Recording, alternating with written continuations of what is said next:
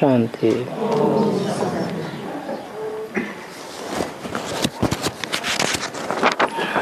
रात्रि क्लास चल रहा था। 7 जून 1966।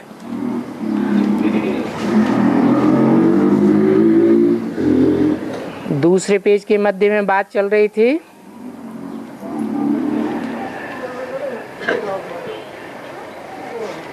तुम पत्थर के पहाड़ को फेंक देते हो और सोने के पहाड़ को स्थापन कर रहे हो। तुम पत्थर का पहाड़ है कलयुगी दुनिया और सोने का पहाड़ है गोवर्धन पर्वत।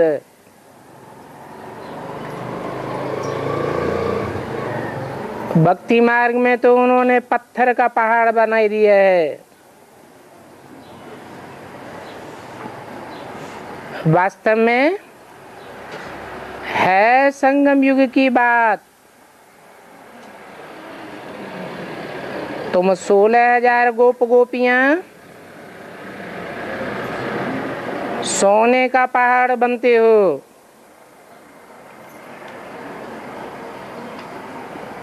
सोना सच्चाई को कहा जाता है। गोवर्धन पहाड़ की बहुत पूजा होती है।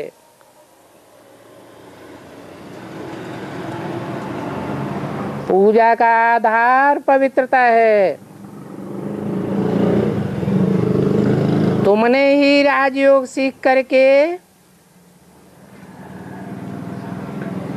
पवित्रता को धारण किया है तो तुम्हारी पूजा होती है। बाकी उस पत्थर के गोवर्धन पहाड़ पर फेरी पहनने की बात नहीं है।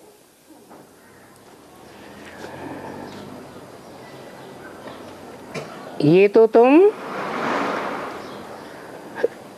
सोने का पहाड़ उठाते हो क्योंकि तुम कंगाल भारत को सरताज बनाते हो। आज भारत कंगाल है ना, विदेशों से भीख मांगता रहता है ना। यही भारत आने वाले कन में सारी दुनिया का सरताज होने वाला है।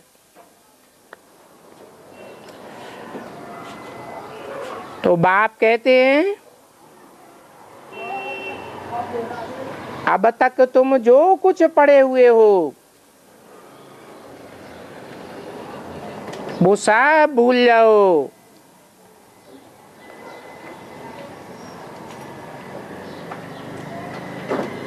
उस गीता में भी भगवान ने अर्जुन से कहा ना, ये वेद शास्त्र पढ़ने से मैं नहीं मिलता हूँ। हे अर्जुन, तू इनको भूल जा।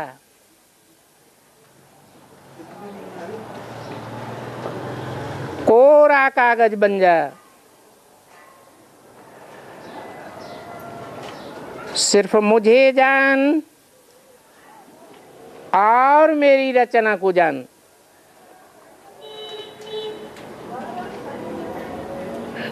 तो रचना के आदि मध्य अंत को जानना है।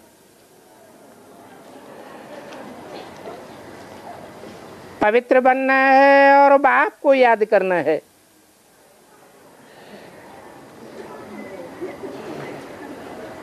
ऐसा करेंगे तो भूलें चूकें खत्म हो जाएंगी।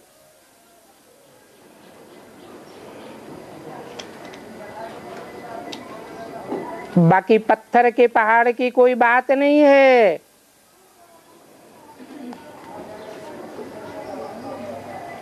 गुनाह तो तुमने कल्प कल्प किए हैं। इतने गुनाह किए हैं जो बताए नहीं सकते।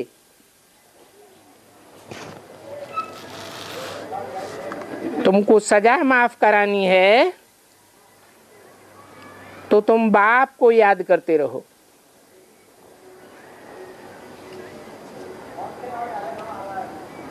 इसमें आशीर्वाद आदि की बात नहीं है।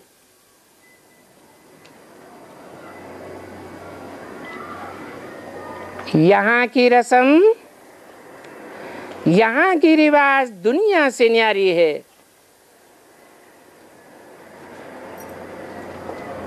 इसलिए भक्ति मार्ग में कहते हैं बाबा तुम्हारी गति मति न्यारी है। जिसको तुम ही जानो और न जाने कोई।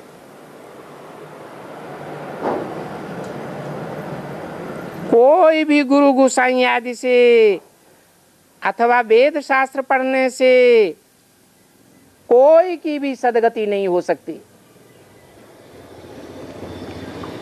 2500 वर्ष की हिस्ट्री तुम्हारे सामने है। गुरु गोसाई की दुर्गति होती गई, दुनिया की दुर्गति होती गई। वेद शास्त्र पढ़ते पढ़ते सबकी मेंटेलिटी नीचे गिर गई।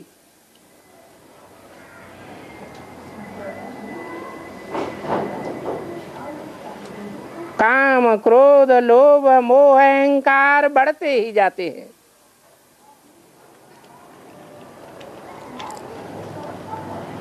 इसलिए कहता हूं कि तुम कोई भी भूल करते हो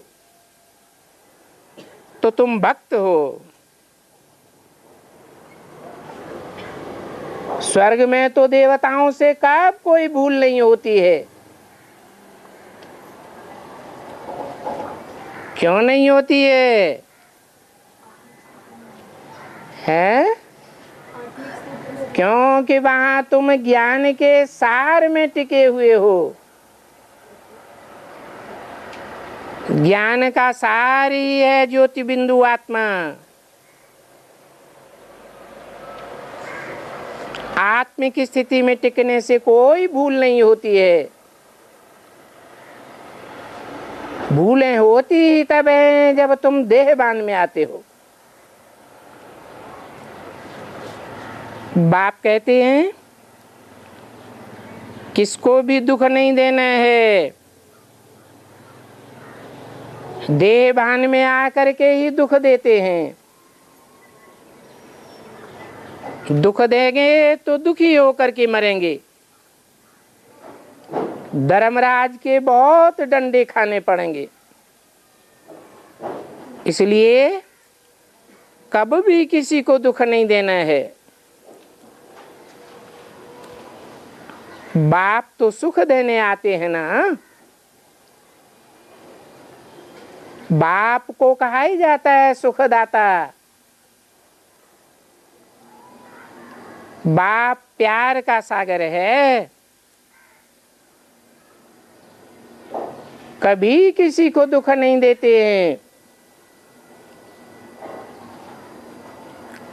और जो भी आत्माएं हैं सुखदायी भी बनती हैं तो दुखदायी भी बनती हैं। क्यों? और आत्माएं दुखदायी क्यों बन जाती हैं? क्योंकि देहभान में आती हैं। मैं तो कभी देह धारण नहीं करता। मेरी देह होती ही नहीं है। मैं कभी देह के बंधन में नहीं बंधता। मुझे विदेही ही कहा जाता है। इसलिए दुख हरता सुख करता है। तो तुमको भी दुख हरता थोड़े, दुख करता थोड़े ही बनना है। तुमको भी सुख देने वाला देवता बनना है। तुम हो ही व्यास के बच्चे सुखदेव। शिव बाबा की याद से तुम्हारे सारे विकर्म भस्म हो जाएंगे। गीता में भी लिखा हुआ है, लड़ाई के मैदान में जो भी मरेगा वो स्वर्ग चला जाएगा। इसलिए कहते हैं gate way to heaven is Mahabharat. ये झूठ और सत्य का युद्ध सामने खड़ा है। इस युद्ध से सबको पसार होना पड़ेगा। जो लड़ते लड़ते देवान से मरेंगे वो जरूर स्वर्ग में चले जाएंगे। ये समय ही है स्वर्ग में जाने का, क्योंकि यही एक समय है जिसमें तुम बाप की श्रीमत पर चल करके स्व स्थिति में टिकने का अभ्यास करते हो। बाकी तो दुनिया में ऐसे ही कह देते हैं स्वर्ग पधारा। वो कोई स्वर्ग में थोड़े ही पधारते हैं। देवान की स्थिति में मरेंगे तो स्वर्ग में कैसे जावेंगे? दुनिया में कोई भी स्वर्ग में नहीं जाते हैं। स्वर्ग में जाने का किसी को रास्ता ही पता नहीं है। वो रास्ता तो एक ही बाप बताता है कि स्व स्थिति में टिक जाओ तो तुम स्वर्गवासी हो जाएंगे।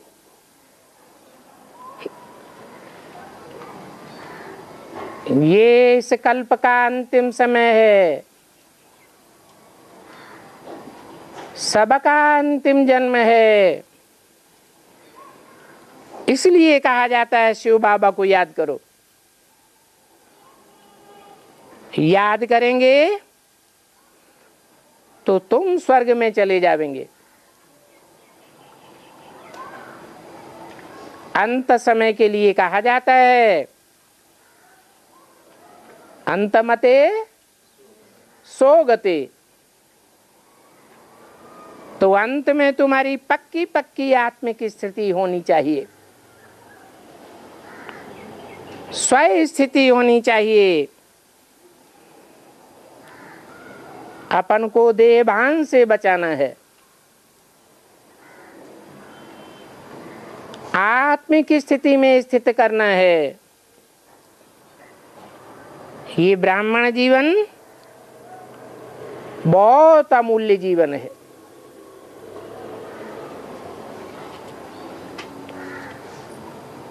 क्योंकि इस ब्राह्मण जीवन में ही तुम बच्चों को प्रैक्टिकल में बाप मिला है, इसलिए अमूल्य जीवन है। कोई बीमारी आदि भी आती है तो तंग नहीं होना चाहिए।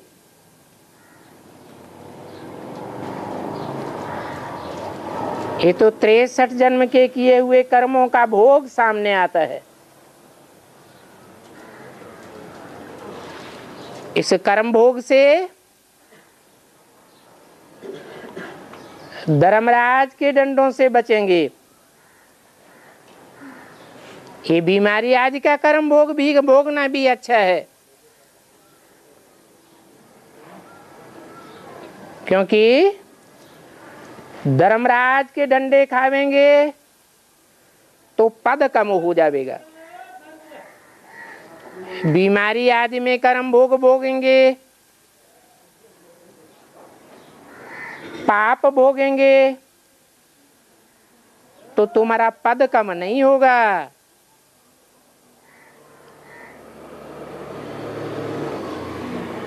इसलिए कहते हैं बीमारी आदि में तंग नहीं होना। शिव बाबा को याद करते रहेंगे तो तुम्हारे जन्म जन्मांतर के पाप भस्म हो जाएंगे। शिव बाबा की याद में मर भी जावे तो कितना फायदा है। ये समय है ही स्वर्ग में जाने का। शिव बाबा तो सदैव स्व स्थिति में स्थित रहने वाला है।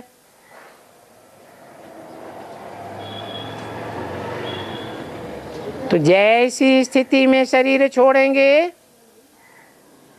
वैसी ऊंची स्टेज प्राप्त करेंगे।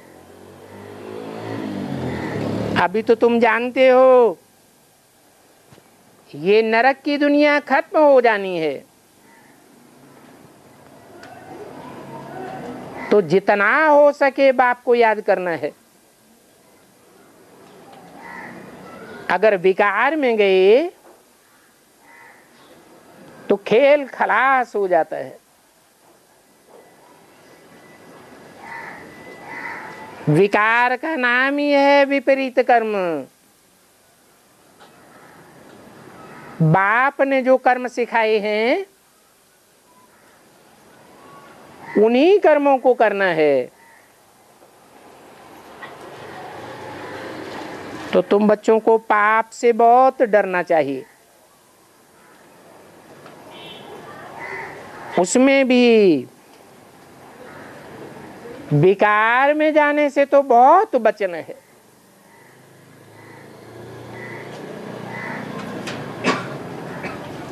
ये काम महाशत्रु है। इसलिए कहते हैं कि कर्म इंद्रियों से ऐसा कोई पाप नहीं करना है। मनसा में आता है तो इतनी कोई बात नहीं है। मनसा संकल्पों में तो माया बहुत तंग करेगी, परंतु युद्ध क्षेत्र से भागना नहीं है। ये माया का युद्ध है। उन्होंने तो स्थूल युद्ध दिखाई दिया है, हिंसक लड़ाई दिखाई दी है। तो इस माया के युद्ध में बहुत मेहनत है। इस ज्ञान मार्ग में कभी भी साक्षात्कार की आस नहीं रखनी है। ये साक्षात्कार आदि भक्ति मार्ग की बातें हैं। ध्यान दीदार में जाना भक्ति मार्ग की बातें हैं।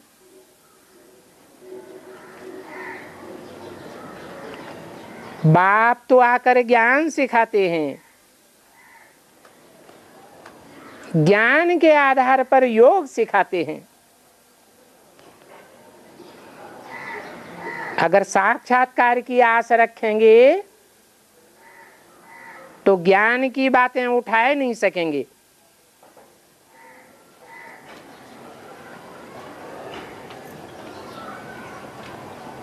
जो संदेशियां साक्षात्कार में भोग ले जाती हैं उनकी भी बहुत संभाल रखनी होती है, क्योंकि इस ध्यान दीदार से साक्षात्कार से भोग आदि से कोई फायदा नहीं है, परंतु भक्ति मार्ग में ये भोग आदि की रस्म रिवाज चलती चली आ रही है। इसलिए साक्षात्कार में भी जाते हैं, परंतु इन बातों से कोई फायदा नहीं है। फायदा है ही बाप और षष्ठ चक्र को जानने में। तो कब भी ख्याल नहीं करना चाहिए कि हमको साक्षात्कार हो। इस साक्षात्कार की बातों में कोई भी फायदा नहीं है। भक्ति मार्ग में तुलसीदास को, सूरदास को, मीरा को, रैदास को साक्षात्कार होते आए, फायदा तो कुछ भी नहीं हुआ। अल्पकाल की खुशी मिल जाती है, कोई भी स्वर्ग में नहीं गया, सब नीचे ही गिरते गए। इसलिए कहते हैं कि साक्षात्कार की कोई भी आशा मत रखो। 7/6/1966 की रात्रि क्लास का 3रा पेज। इस ध्यान में, दीदार में, साक्षात्कार में, भोग आदि लगाने में नुकसान ही नुकसान है। आंखें बंद करके भी निष्ठा में नहीं बैठना है। बहुत हैं जो क्लास में आंखें बंद करके निष्ठा में बैठ जाते हैं।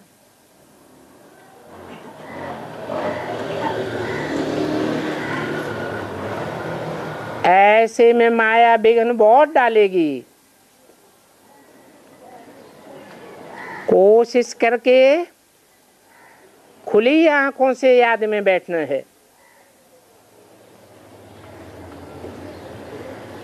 अलफ और वर्षे को याद करना है। और चक्कर को जानना तो बहुत सहज है। सिर्फ बाप का फरमान है, मुझे याद करो।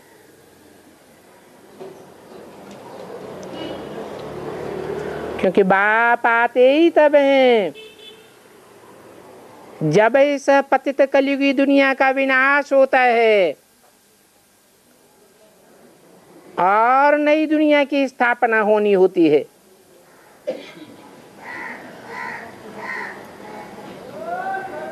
तो बुद्धि में मंथन चलना चाहिए।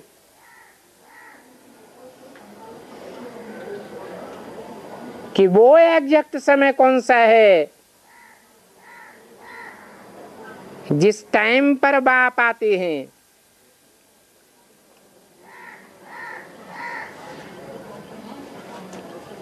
जैसे संसार में बच्चा आता है तो सबको पता लग जाता है। तो क्या गर्भ में आता है बच्चा तब पता लग जाता है, या बाहर आता है तब पता लगता है? कब पता लगता है दुनिया को? तो बुद्धि में वो बात चलनी चाहिए कि संगम युग तो 100 साल का है, परंतु परमपिता परमात्मा से भी सृष्टि में प्रत्यक्षता रूपी जन्म कब लेते हैं? उनका जन्म दिव्य है, लौकिक जन्म नहीं है। इसलिए गीता में कहा है जन्म कर्म च मे दिव्यम।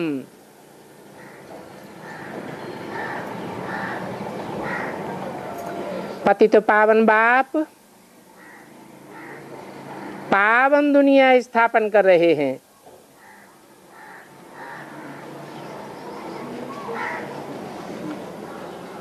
पावन दुनिया स्थापन करने के लिए तुम बच्चों को राजयोग सिखलाते हैं। तुम किसको कहा जाता है? जो सन्मुख बैठते हैं उनको तुम कहा जाता है। सन्मुख भी 2 प्रकार का होता है। स्थूल में तो दिखाई पड़ता है सन्मुख बैठे हैं, लेकिन बुद्धि दुनिया की बातों में भागती रहती है। तो उन आत्माओं को सन्मुख कहेंगे या विमुख आत्मा कहेंगे? सन्मुख होते हुए भी विमुख हो गए। तो सन्मुख कौन है?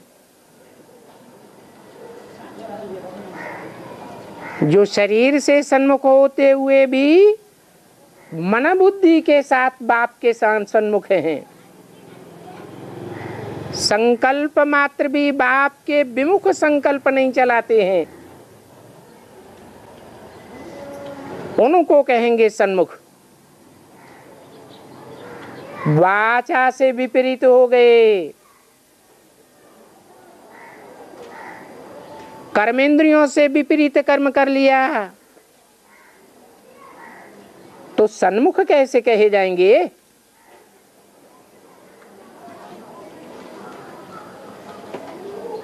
तो बाप कहते हैं ये बहुत समझने की बातें हैं।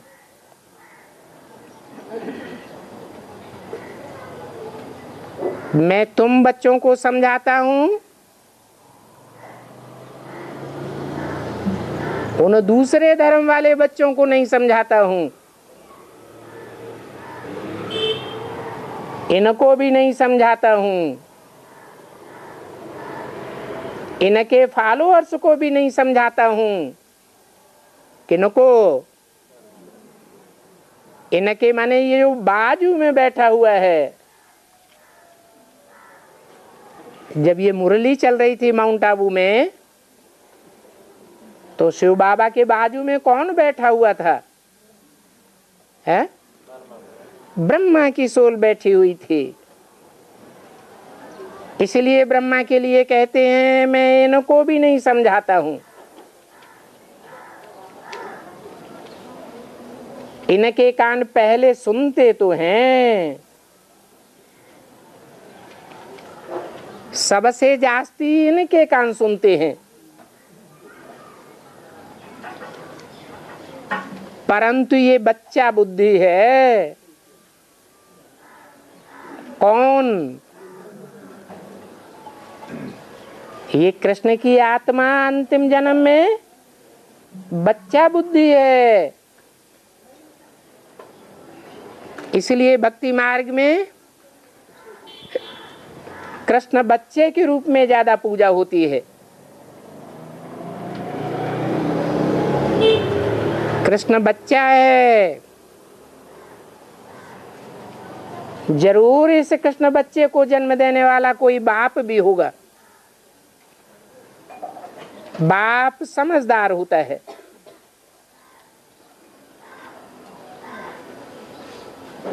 इसलिए कहते हैं कि शिव बाबा बुद्धिमानों की बुद्धि है। ये बड़ी समझने की बातें हैं।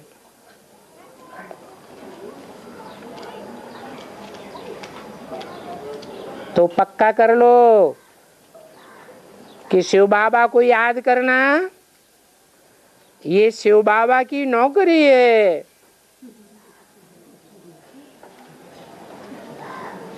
मैं इस नौकरी का जितना भारी उजूरा देता हूं, इतना उजूरा तुमको दुनिया में कोई भी नहीं दे सकता।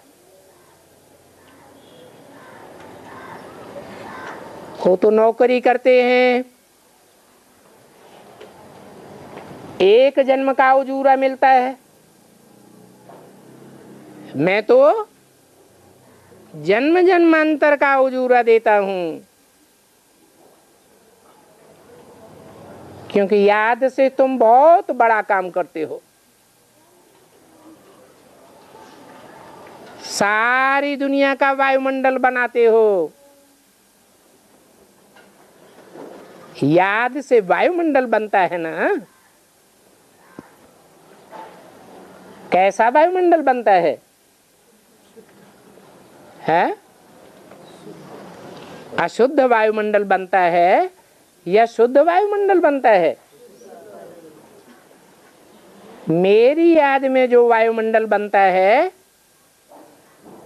वो एवर प्योर वायुमंडल बनता है। क्यों? औरों की याद से एवर प्योर क्यों नहीं बनता? क्योंकि मैं एवर प्योर हूं, और दुनिया की कोई मनुष्य मात्र ऐसी प्योरिटी को धारण नहीं करता जैसी प्योरिटी मैं धारण किए हुए हूं।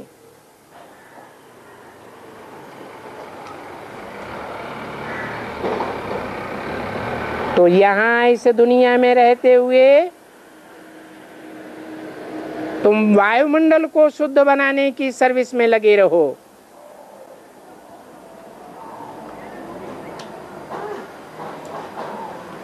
यहाँ बाप के सन्मुख बैठकर याद करने से तुम्हारा बहुत जमा हो जाएगा।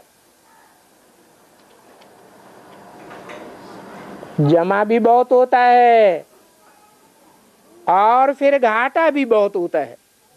कैसे? बाप के सन्मुख सभा में बैठे और याद में न रहे, विविचारी याद में रहे या कुंभकर्णी निद्रा में रहे, तो संगठन का वायुमंडल खराब होगा या अच्छा बनेगा? खराब हो जाएगा। दुनिया वाले भी कहते हैं संघौ शक्ति कलौ युगे, कलयुग में संगठन की बड़ी भारी शक्ति होती है। दूसरी कहावत है अकेला चना भाड़ नहीं फोड़ सकता। अकेला शिव बाबा भी क्या करेगा? तो यहां तुम जब संगठन में बैठते हो तो बाबा की अच्छी रीति याद में बैठना चाहिए, नहीं तो बहुत डिससर्विस का पाप चढ़ जाता है। सभा में बैठे और आराम से सो गए,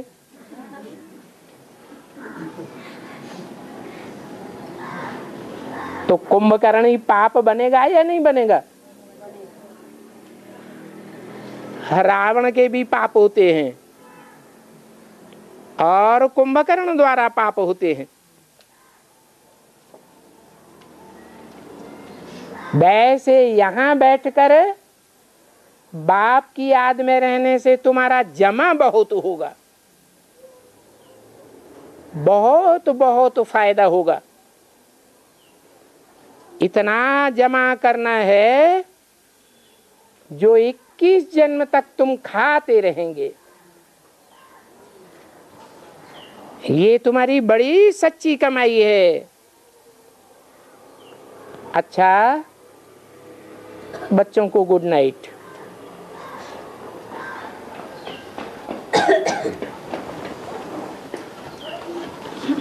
अगला क्लास है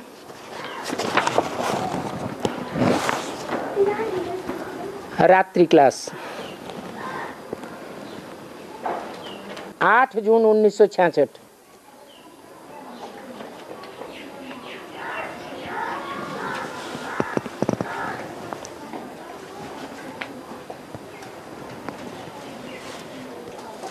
उस लौकिक दुनिया के सन्यास में और तुम ब्राह्मणों के सन्यास में बहुत फर्क है।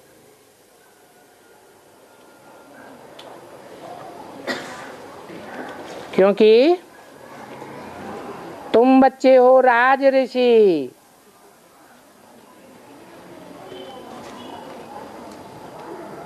राजयोगी।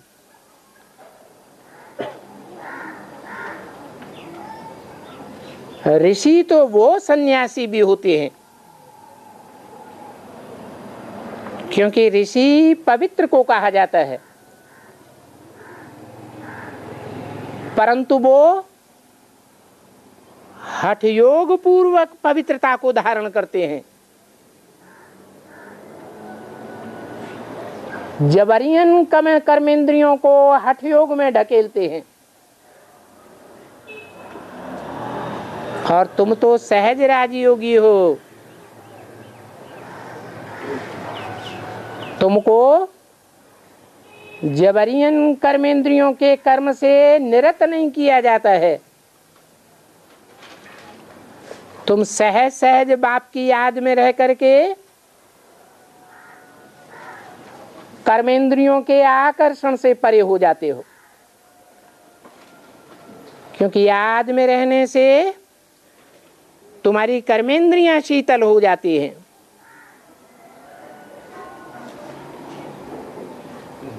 जो कर्मेंद्रियां शीतल हो जाती हैं, वो विकारों की वो मार नहीं मारती हैं। जो आसुरी रावण संप्रदाय विकारों की मार मरते हैं और मारते हैं।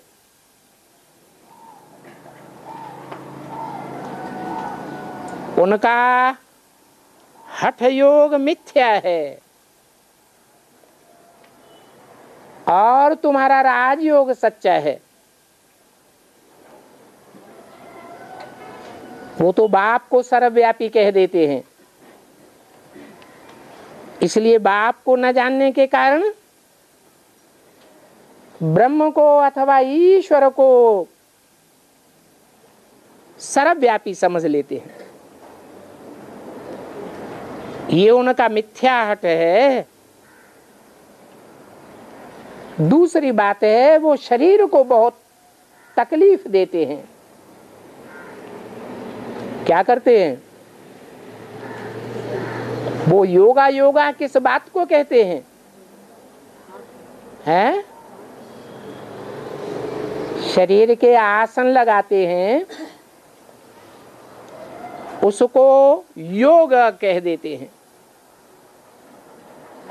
उसमें शरीर को बहुत तकलीफ होती है।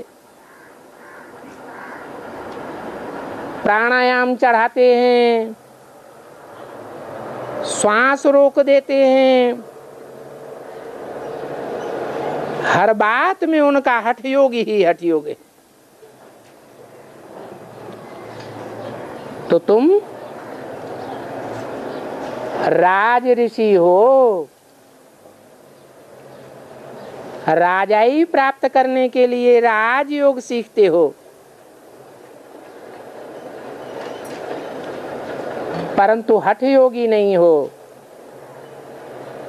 जो राज ऋषि होते हैं वो राजयोग ही सिखाते हैं।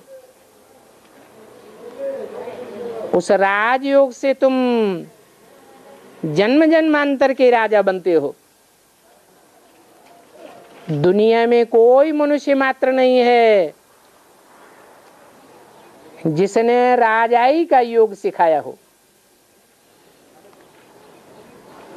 राजाएं तो स्वाधीन होते हैं, आधीन नहीं होते हैं। एक बाप ही स्वाधीन बनना सिखाते हैं, राजा बनना सिखाते हैं, और तो दुनिया में सब मनुष्य मात्र आधीन ही आधीन बनाते हैं। भारत में अंग्रेज आए, उन्होंने राजाई को ही खत्म कर दिया।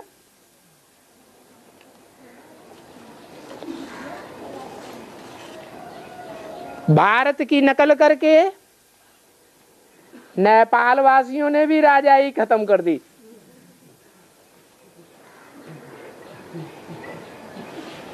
बाप कहते हैं राजाई का वर्षा तो मैं ही देता हूं, मैं ही तुमको राजयोग सिखाता हूं। दुनिया में सब मनुष्य मात्र अधीन बनाने वाले हैं। एक भगवान ही है जो तुमको राजयोग सिखा करके राजाई का वर्षा देता है। हठ योग सन्यासी सिखाते हैं। यहाँ राजयोग में तो राजा रानी चाहिए। वो निवृत्ति मार्ग वाले सन्यासी राजयोग नहीं सिखा सकते। राजाएं प्रवृत्ति मार्ग वाले होते हैं, या कोई सन्यासी भी राजा हुआ? सन्यासी निवृत्ति मार्ग वाले हैं या प्रवृत्ति मार्ग वाले हैं? हिस्ट्री में कभी तुमने नहीं सुना होगा कि निवृत्ति मार्ग वाला कोई सन्यासी राजगद्दी पर बैठा।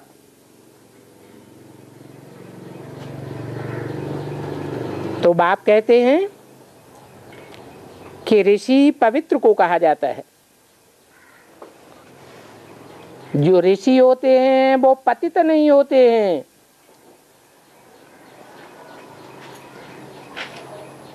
हम तो पवित्र रहते हैं। ऋषि कभी विकार में नहीं गिरते।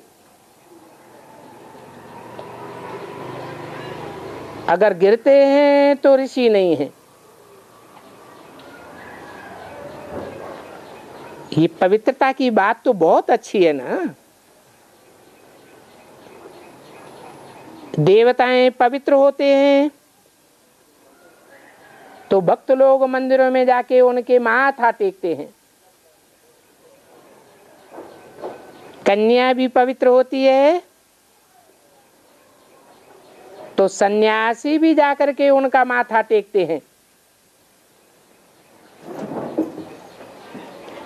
क्योंकि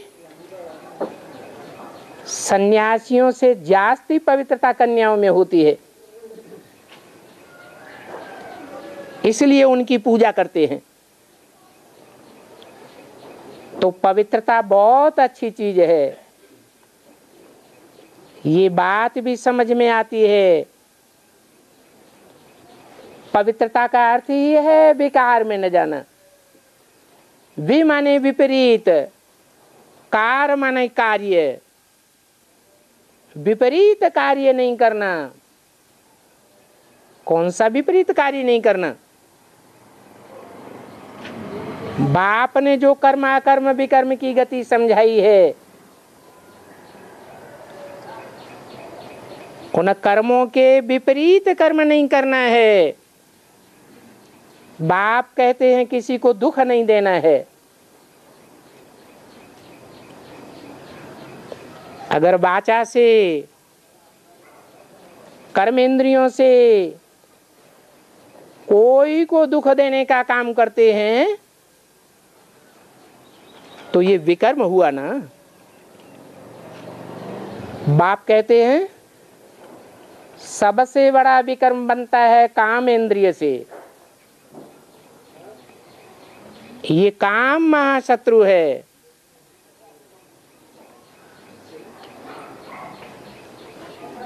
तो ये पवित्रता की बात समझ में आती है।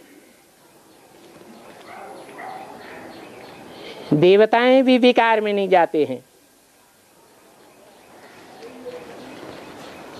सन्यासी भी नहीं जाते हैं।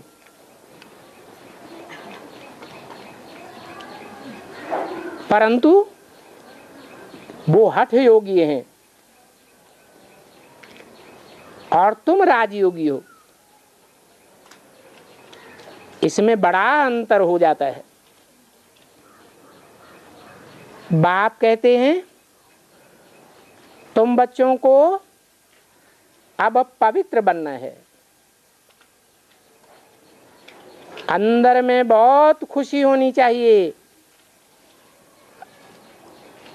क्यों ना हठ योग ऋषियों से हम बहुत उत्तम हैं। वो हठ योग सिखाने वाले भगवान नहीं होते हैं। भगवान तो गीता का वर्णित सहज राजयोग सिखाते हैं। वास्तव में माताएं राज ऋषि हैं। ऋषियों को जटाएं होती है ना। सन्यासी तो ढोंग करते हैं, आर्टिफिशियल जटाएं बना लेते हैं, और तुमको तो नेचुरल जटाएं हैं। तो तुम बच्चों को शुद्ध अहंकार में रहना है। समझना चाहिए हम राज ऋषि हैं। बाबा हमको पवित्र बनाते हैं। देवताएं पवित्र होते हैं। ऐसे भी नहीं है कि देवताओं की पवित्र दुनिया में जन्म लाख जाकर के लेंगे तब पवित्र बनेंगे। नहीं, बाबा तो कहते हैं मैं तुम्हारी आत्मा और शरीर रूपी नैया दोनों को पवित्र बनाता हूं।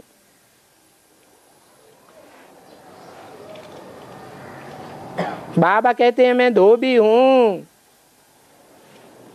तो ऐसा धोबी किस काम का जो कपड़े को ही फाड़ के रख दे। ऐसे धोबी से कोई कपड़ा धुलवावेगा क्या?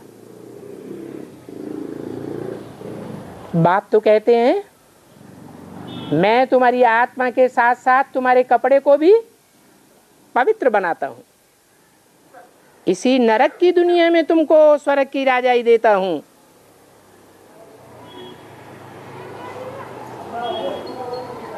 तो ऐसे भी नहीं है कि तुम पवित्र दुनिया में जाके जन्म लेंगे ब्रह्मा सरस्वती की तरह, तब ही तुम पवित्र बन सकेंगे। बाप तो कहते हैं यही इसी संगम युग दुनिया में तुमको पवित्र बनना है, क्योंकि संगम युग कहा ही जाता है पवित्र और अपवित्र दुनिया के मेल को। कलयुगी दुनिया है अपवित्र, और जो सतयुगी नई दुनिया का फाउंडेशन संगम युग में पड़ता है वो है स्वर्णिम संगम युगी दुनिया। उसमें भी पवित्र बनने बगैर नहीं जा सकेंगे। ये संगम युग है ही पवित्र बनने का युग। ऐसे नहीं कि सतयुग कोई पवित्र बनने का युग है, नहीं। यहाँ के लिए ही भक्ति मार्ग में गाया गया है, हे पतित पावन आओ। तो मैं आता ही तब हूं जब ये सारी दुनिया पूरी पतित बन जाती है। कौन से युग में पतित बनती है? कलयुग में ही पतित बनती है। उन्होंने तो दिखाई दिया है कि भगवान हर युग में जन्म लेते हैं, संभवामि युगे युगे। अरे सतयुग तो कहा ही जाता है 16 कला संपूर्ण, त्रेता भी 14 कला संपूर्ण है। उस युग में मैं क्यों आऊंगा? द्वापर युग में भी 8 कलाएं होती हैं।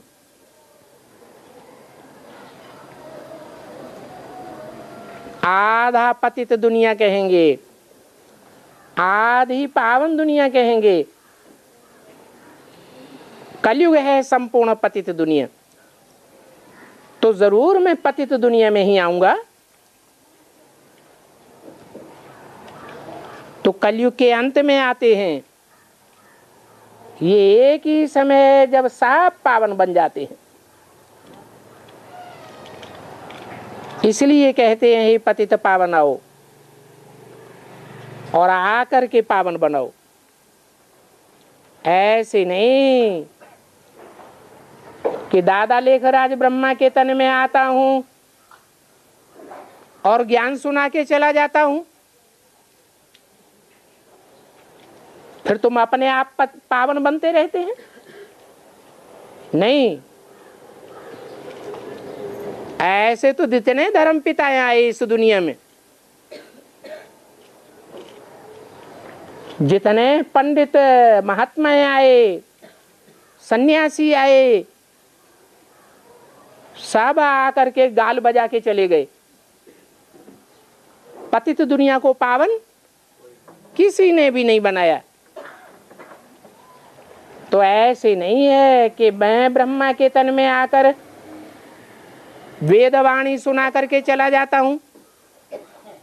नहीं, तुम इसलिए नहीं बुलाते हो भक्ति मार्ग में कि हे पतित पावन आओ, आकर के ज्ञान सुनाओ। ऐसे कहते हो क्या? क्या कहते हो? मुझे बुलाते किस लिए हो? बुलाते ही हो हम पतितों को आकर पावन बनाओ। तो मैं आकर के पावन बनाता हूं। कोई मनुष्य मात्र संग के रंग से कोई को पावन नहीं बना सकता। क्यों नहीं बना सकता? क्योंकि मनुष्य आत्माएं इस सृष्टि पर आती है तो पतित ही बनती चली जाती है। जन्म जन्मांतर एक भी ऐसी आत्मा नहीं है जो पतन की ओर न जाती हो। तो जो आत्माएं खुद ही जन्म जन्मांतर पतन की ओर जाने की स्वभाव वाली हैं, वो दूसरों को पावन कैसे बनावेंगी? ये तो एक ही पतित पावन परमपिता परमात्मा का काम है, जो इस पतित दुनिया में आते हैं, पतित तन में आते हैं, फिर भी उनको पतित दुनिया का, पतित तन का, संग का रंग नहीं लगता है। तो तुम्हारी बुद्धि में इन बातों का ज्ञान है। अपन को राज ऋषि समझो, तब पवित्र बनेंगे। जो पतित हैं वो तो कोई काम के नहीं हैं। जो पतित हैं उनकी कीमत एक कौड़ी के बराबर भी नहीं है, कोई काम की नहीं। इस दुनिया के मनुष्य देखने में बड़े जेंटलमैन लगते हैं, कितने फैशनेबल बन के आते हैं, परंतु हमारी बुद्धि में ज्ञान है कि ये सब मिट्टी में मिल जाने वाले हैं, कोई काम के नहीं हैं। इनके जीवन की कोई वैल्यू नहीं है। अमूल्य तो तुम्हारा ब्राह्मण जीवन है। ब्राह्मण पवित्र को कहा जाता है।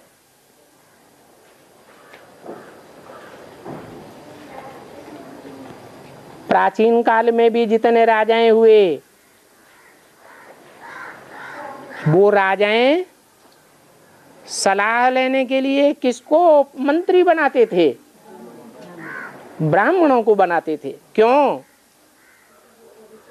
क्योंकि ब्राह्मणों का जीवन पवित्र जीवन होता है। परंतु वास्तव में पवित्र बनने का पुरुषार्थ तो तुम इस संगम युग पर ही करते हो। इसलिए तुम्हारा जीवन हीरे तुल्य कहा जाता है। क्यों? सतयुग में देवताओं का जीवन हीरे तुल्य क्यों नहीं कहते? सतयुग सोने समान क्यों कहा जाता है? हीरे तुल्य क्यों नहीं?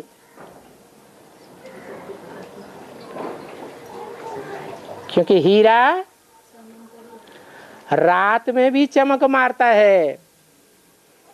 ये सारी दुनिया में अज्ञान की, अंधकार की रात हो जाती है, तब तुम आसमान के सितारों की तरह धरती के चैतन्य सितारे बन करके सारी दुनिया में चमक मारती हो, रोशनी मारती हो ज्ञान की। जैसे आसमान के ऊंचे सितारे, उन सितारों को ऊंची दृष्टि से देखते हैं ना, कि ऐसे नीची दृष्टि से देखते हैं। ऐसे ही तुम धरती के चैतन्य सितारों को सारी दुनिया बड़ी ऊंची दृष्टि से देखेगी। वो आसमान के सितारे भी 9 लाख कहे जाते हैं, और तुम आत्मा रूपी सितारे भी 9 लाख हो, जो सारी दुनिया में ज्ञान की रोशनी की चमक मारेंगे। इसलिए तुम्हारा जीवन हीरे तुल्य कहा जाता है, क्योंकि तुम जन्म जन्मांतर हीरो पाटधारी का साथ देने वाले हो। क्या? हीरे तुल्य कब बनते हो? हैं? हीरा पाटधारी जो हीरो है, उसके संग के रंग से तुम हीरा बन जाते हो। बाकी 21 जन्म तो फिक्स है कि तुम हीरे बनते हो। उसके बाद कोई बनते हैं, कोई नहीं बनते। कोई तो द्वापर युग के पहले जन्म में ही कन्वर्ट हो जाते हैं। द्वापर के पहले जन्म में कौन सा धर्म आता है? इस्लाम धर्म आता है, इब्राहिम आता है। और जिन आत्माओं में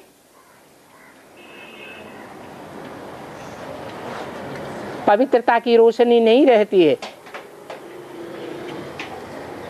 उनको कैप्चर कर लेता है।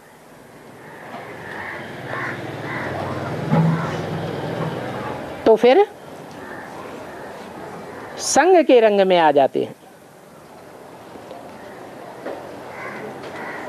तो तुम 21 जन्म में हीरे तुल्य बनते हो, परंतु नंबर बार ये ब्राह्मण जन्म बहुत दुर्लभ है। तो इस जन्म का बहुत कदर रखना है। इस ब्राह्मण जन्म में ही हम 21 जन्म का वर्षा लेंगे। शिव बाबा कहते हैं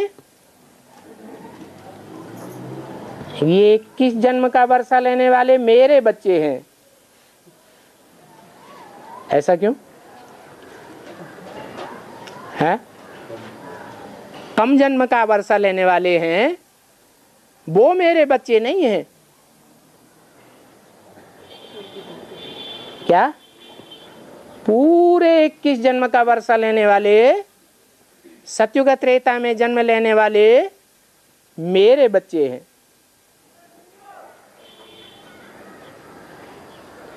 तो त्रेता के अंत में 10 करोड़ होंगे, वो सब भगवान के बच्चे नहीं हैं। क्यों नहीं है? अरे कोई कारण है? हैं? हाँ, संगम युग पर जिन्होंने बाप से पूरा राजयोग का वर्षा नहीं लिया है, पूरी पढ़ाई नहीं पढ़ी है, वो 20 जन्म लेंगे, 20 से कम जन्म लेंगे। ऐसे कम जन्म लेने वाली आत्माएं, कम पढ़ाई पढ़ने वाली आत्माएं द्वापर युग से दूसरे जन्मों में, दूसरे धर्मों में कन्वर्ट हो जाएंगी। भारत को, भारतवासियों को धोखा दे जाएंगी, भारत का नाम बदनाम कर देंगी। तुम तो पूरे 21 जन्म लेने वाले मेरे बच्चे हो। तुम जानते हो कि जो देवता बनते हैं सतयुग त्रेता में, वो ही द्वापर युग से कन्वर्ट होते होते हिंदू कहलाते कहलाते और धर्मों में चले जाते हैं। दूसरे धर्म के कोई भी कन्वर्ट नहीं होते हैं, वो अपने धर्म के पक्के होते हैं। कन्वर्ट कौन होते हैं? हैं? जो यहाँ संगम में कच्चे ब्राह्मण बनते हैं, वो ही सतयुग त्रेता में कच्चे देवता बनते हैं, कम जन्म लेने वाले, कम कलाओं वाले, और वो ही द्वापर युग से कन्वर्ट होते जाते हैं। तो इस जन्म का बहुत कदर रखना है।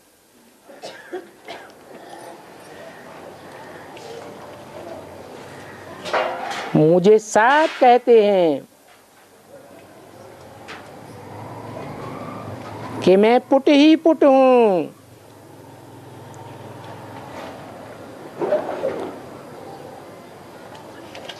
ब्रह्मा तो लकड़ी है।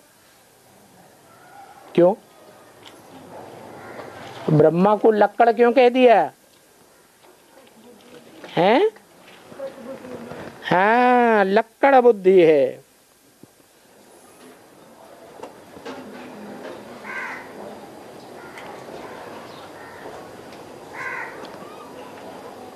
दूसरी बात, ब्रह्मा तुम्हारी बड़ी माता है ना,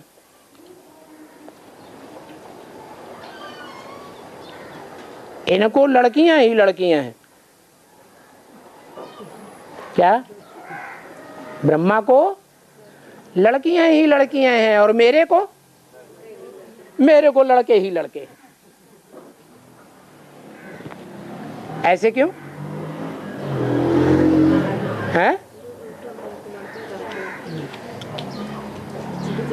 जो मेरे लड़के ही लड़के हैं, आत्मा लड़का है कि लड़की है? हैं? लड़का है। तो मेरी तो रुद्रमाला है, रुद्रमाला में सब लड़के ही लड़के हैं। लड़कियां पराये घर की होती हैं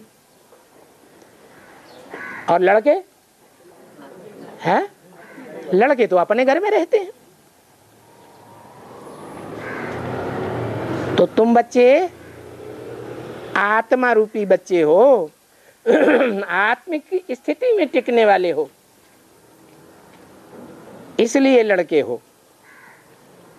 तुम सब वर्षा लेने के हकदार हो। काहे का वर्षा? लड़कियां कौन सा वर्षा नहीं प्राप्त करेंगी? जो ब्रह्मा की लड़कियां हैं वो अच्छे से अच्छे पुरुषार्थ करने वाली लड़की क्यों न हो, तो भी राजा बनेगी या रानी बनेगी? राजा स्वाधीन होता है या रानी स्वाधीन होती है? हैं? राजा स्वाधीन होते हैं और रानियां फिर भी राजा के अधीन होती हैं। तो ब्रह्मा की सब लड़कियां हैं, विजयमाला के मणके तो बनेंगी, लेकिन बाप के वर्षे के राजाई के अधिकारी नहीं बनेंगी। और तुम है, तुम राजाई के अधिकारी बनते हो। इसलिए कहते रहते हैं बच्चों, बाप को याद करो तो तुम्हारे विकर्म विनाश हो जाएंगे। ये नहीं कहते ब्रह्मा को याद करो, कहते हैं क्या है? ब्रह्मा के लिए तो और ही कहते हैं इनका फोटो भी नहीं रखना है। अगर इनका फोटो भी रखेंगे तो पतित तो हो जाएंगे। फोटो किस लिए रखा जाता है? हैं? याद करने के लिए फोटो रखा जाता है, स्मरण करने के लिए फोटो रखा जाता है, कीर्तन करने के लिए फोटो रखा जाता है, महिमा करने के लिए फोटो रखा जाता है। बाप तो कहते हैं ये ब्रह्मा पतित है, इनको याद नहीं करना है। कभी ऐसे कहा कि विष्णु पतित है या शंकर पतित है? हैं? ऐसे नहीं कहा। तो बाप कहते हैं शंकर और शिव दोनों को दुनिया वालों ने एक कर दिया। क्यों एक कर दिया?